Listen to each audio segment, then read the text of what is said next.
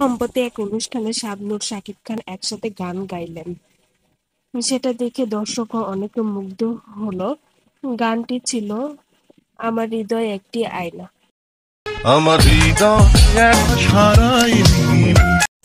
এরপরই দেখা যায় শাবনূর আর রিয়াজ ফেরদৌস একসাথে নাচছে। একসময়ের সুপারহিট জুটি ছিল শাবনূর অমিত হাসানের জুটি।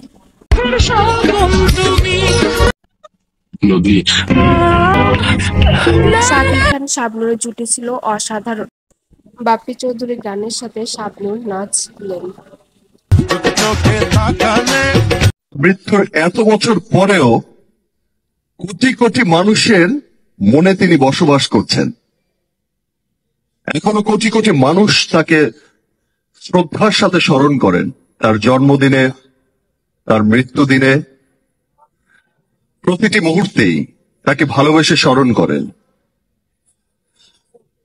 আমি যখন স্কুলে পড়ি, আমি প্রথম তখন সিনেমা দেখেছিলাম সালমান ভাইয়ের, এবং আপনাদের সবার মতো আমিও সালমান ভাইকে অনেক পছন্দ করতাম, তার সিনেমাকে অনেক পছন্দ করতাম। কোটি কোটি মানুষের মনে তিনি বসবাস করছেন। এখনো কোটি কোটি মানুষ তাকে শ্রদ্ধার সাথে স্মরণ করেন, তার জন্মদিনে, তার মৃত্যুদিনে। মান্নাকে মনে রাখেন কোটি কোটি দর্শক, যা দর্শকের হৃদয়ে জায়গা করে নিয়েছেন শাকিব খান বললেন এক সাক্ষাৎকারে।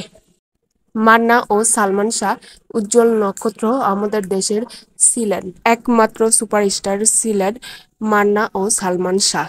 বর্তমানের সুপারস্টার শাকিব খান বললেন।